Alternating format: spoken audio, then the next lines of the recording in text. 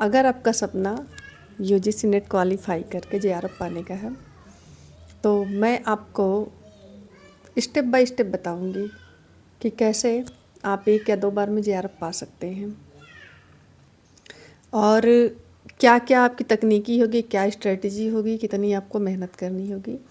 तो वीडियो में बने रहिएगा। हो सकता है वीडियो थोड़ा लंबा हो क्योंकि बात जब तक ख़त्म नहीं होगी तब तक वीडियो मैं नहीं रोकूंगी, तो पेशेंस लगा के सुन लीजिएगा। मैं ज़्यादा समय आपका नहीं लूँगी। तो आप जिस विषय से नेट जेआरएफ का फॉर्म भरना चाहते हैं, सबसे पहले आपको कुछ चीज़ें जान लेना ज़रूरी है। आपका पीजी में 55% नंबर होना चाहिए या उससे ऊपर होना चाहिए, उससे नीचे नहीं होना चाहिए, नहीं तो आप अप्लाई नहीं कर पाएंगे। उसके बाद मैं जनरल कैटेगरी की बात कर रही हूँ। उसके बाद इसमें जेआरएफ की एक एज लिमिट है। महिला के लिए अलग है, पुरुष के लिए अलग है। महिला की एज लिमिट 35 साल है, पुरुष की एज लिमिट 30 साल तक है। तो पुरुषों के पास जेआरएफ पाने के लिए कम समय है, उन्हें ज़्यादा मेहनत की ज़रूरत होगी। महिला अगर चूक जाती है तो अगले साल ट्राई कर लेगी, लेकिन पुरुष के पास जो समय है उसी को यूटिलाइज कर लेना है। अब बात हो गई मतलब सब्जेक्ट की, क्राइटेरिया की, और अब बात करते हैं कि तैयारी कैसे करनी है। तो जब आपको लगता है कि आपको नेट जेआरएफ का एग्ज़ाम देना है तो इसका मतलब है कि आप सीरियस हो चुके हैं और पढ़ने का पूरा मन बना चुके हैं, क्योंकि इसमें पढ़ना पड़ता है। तो सबसे पहले क्या करना है कि आपको सिलेबस निकाल लेना है। यूजीसी के वेबसाइट पर आपके सब्जेक्ट के हिसाब से आपको सिलेबस मिल जाएगा। सिलेबस में 2 पार्ट होगा, एक आपका सब्जेक्ट होगा और एक आपका जनरल पेपर होगा। दोनों का सिलेबस निकाल लीजिए, दोनों को पास करना पड़ता है। दोनों में अच्छे नंबर लाने पर ही आपको जेआरएफ मिलता है। तो पहले जनरल पेपर की बात करते हैं। 50 नंबर का होता है, जिसमें अधिकतम 35 से ऊपर जिनका सही होता है उनका जेआरएफ होता है, सब्जेक्ट में भी अच्छा करने पर। क्योंकि जेआरएफ के लिए कंपटीशन है, उसमें फेलोशिप मिलती है, तो जाहिर सी बात है बहुत लोग फाइट करते हैं, तो उसकी हाई जाती है मेरिट। उसके लिए मेहनत भी थोड़ा ज़्यादा करना पड़ता है। तो सबसे पहले आपको सिलेबस निकाल के टाइम को डिवाइड करना है। उसके बाद सिलेबस के अनुसार किताबें लानी है। पहले पेपर के लिए अलग स्ट्रेटजी होगी, दूसरे पेपर के लिए अलग। पहले मैं सब्जेक्ट की बात कर लेती हूँ। सब्जेक्ट में आपको ऑथेंटिक बुक लेनी है। कोई भी शॉर्टकट मत पकड़िएगा, नहीं तो आपका सफ़र लंबा हो जाएगा। ये मैं अपने अनुभव से बता रही हूँ। जितना प्रमाणिक किताबों का अध्ययन करेंगे उतने कम समय में आपका जेआरएफ हो जाएगा। कम समय मतलब 1-2 बार में ही आपका हो जाएगा। अगर आप शॉर्टकट का अपनाएंगे तो फिर आपको ऑथेंटिक किताबें पढ़नी ही पड़ेंगी, तो वो पढ़ा हुआ आपका बहुत काम नहीं आएगा और आपका समय ज़्यादा लग सकता है। और ख़ास करके पुरुषों को, जिनको एज क्राइटेरिया कम मिला है, उन्हें अपने कम समय में ही, अरे एमए करते करते लोग 24-25 के हो जाते हैं, 4-5 साल, इतने में ही आपको जेआरएफ कर लेना। जितना जल्दी हो जाएगा उतना अच्छा रहेगा, देर होने से चीज़ें बिगड़ती हैं।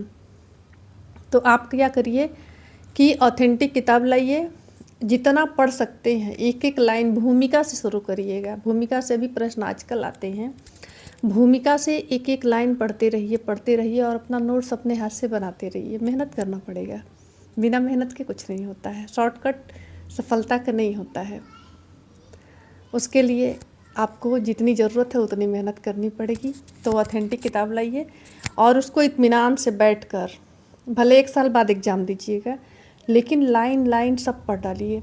कहीं से भी प्रश्न उठ जाता है आजकल, इसलिए आपका सब कुछ ध्यान से पढ़ना बहुत ज़रूरी है। जब ध्यान से पढ़ेंगे तो आपके दिमाग में सारी चीज़ें रहेंगी।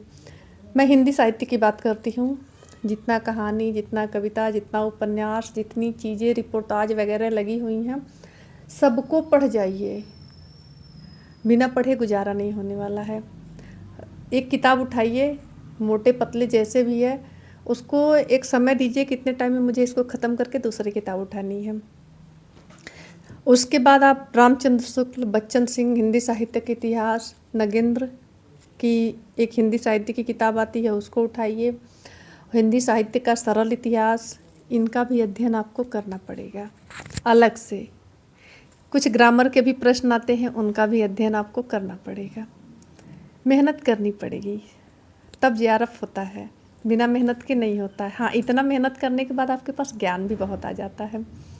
तो ये सब्जेक्ट की बात हो गई। टू द पॉइंट पढ़िएगा, किसी के चक्कर में ना पढ़िएगा, किसी के नोट्स से कहीं से कुछ नहीं, अपना टू द पॉइंट पढ़िए, अपना नोट्स बनाइए। फर्स्ट पेपर की सेकंड पेपर सब्जेक्ट की बात हो गई। चाहे आप जिस विषय से हों, उसकी किताबें ज़रूर इकट्ठा करिए, बिना किताबों के नहीं होगा। और आपको अगर एग्ज़ाम देना है तो आज से ही लग जाइए, पढ़ना शुरू कर दीजिए। मेहनत मांगता है, बहुत मेहनत करना पड़ता है, मैंने भी किया है, फिर आने वाले वीडियोज़ में भी बताऊंगी। अभी मैंने आपको स्टार्ट करना बता दिया है। अब आते हैं फर्स्ट पेपर पर, उसका भी सिलेबस निकालिए। उसमें आपकी रीजनिंग, टीचिंग एप्टीट्यूड, कंप्यूटर, पर्यावरण और रिसर्च से संबंधित प्रश्न पूछे जाते हैं। कुछ पॉलिटी के भी प्रश्न होते हैं। इन सारे चीज़ों को भी आपको अलग से तैयार करना पड़ेगा, और इसको आप किताबों के माध्यम से, यूट्यूब के माध्यम से, कुछ सेल्फ स्टडी से देखिए। जो उतारू होता है ना, उसको रास्ता मिल जाता है। मुझसे पूछेंगे तो मैं किताब आपको बता रही हूँ, दृष्टि का प्रथम पेपर की एक बुक आती है, उसको ले लीजिए। तो आपको बेसिक समझने के लिए वो अच्छा हो जाएगा। फिर आपको समझ में आने लगेगा कि मुझे सामग्री कहाँ से इकट्ठा करनी है। कंप्यूटर के लिए भी आप पढ़े होंगे, कुछ और पढ़ने के लिए घटना चक्र या कुछ ताज़ा तरीन, जहाँ से भी आपको नॉलेज मिले ले लीजिए, क्योंकि एक एक प्रश्न की मारामारी होती है। रीजनिंग पे बहुत अच्छा कमांड रखिए, डीआई वगैरह सीख लीजिए कि डीआई कैसे होता है, कैसे मतलब डीआई सॉल्व करते हैं। आपको शुरुआत में थोड़ी मेहनत करनी पड़ेगी। जब आप चीज़ों को सीख लेंगे, सब कुछ अच्छे से करना आ जाए, क्योंकि सारी चीज़ों को मिलाकर ही 35-40 नंबर होते हैं। पर्यावरण के लिए आप वाणी प्रकाशन की पर्यावरण की किताब आती है, उसको ले लीजिए। वहाँ से आपका एकदम न्यू वाला लीजिएगा, क्योंकि उसमें आंकड़े वगैरह सही मिलते हैं। करंट अफेयर पे भी ध्यान रखिए, क्योंकि पर्यावरण में करंट से भी प्रश्न पूछते हैं। इन सारे चीज़ों को लेते हुए आप अपनी तैयारी शुरू कर दीजिए और पढ़ाई स्टार्ट कर दीजिए। जिस चैप्टर से आपका मन करे, प्रथम पेपर से, सब्जेक्ट से, लेकिन पढ़ने बैठिए और छोटे छोटे पार्ट में उसको डिवाइड कर लीजिए कि इतना इतना ऐसे ऐसे हमको पढ़ना है। मैं उम्मीद करती हूँ कि मैंने जो बताया है आपको समझ में आ गया होगा कि कैसे करना है, और सारे किताबों को ला लीजिए। अब अपना सब्जेक्ट आप लोग कमेंट में बताइएगा किसका क्या सब्जेक्ट है। जहाँ तक मुझे समझ में आएगा मैं मदद करूँगी। फर्स्ट पेपर में मैं सबका मदद कर सकती हूँ, तो फर्स्ट पेपर में आप लोग मुझसे मदद मांग सकते हैं। सब्जेक्ट तो मेरा हिंदी है, बाकी लोगों का जो होगा वो मुझे बहुत ज़्यादा जानकारी नहीं है, लेकिन बेसिक जो मोटा मोटी होता है वो मैं समझा सकती हूँ। तो अथक प्रयास और स्मार्ट स्ट्रेटजी, 1 साल में आपका जेआरएफ हो जाएगा। बस इत्मीनान से पढ़ते रहिए, और जब 6 महीना तक पढ़ लीजिए, आपका एक बार सारा सिलेबस ख़त्म हो जाए, तब पीवाईक्यू लगाना शुरू करिए। क्योंकि बिना पढ़े पीवाईक्यू लगाएंगे तो सर के ऊपर से निकलता है, और जब पढ़ के लगाते हैं तो लगाने में बहुत मज़ा आता है। तो ये सारे पद्धति को अपनाइए।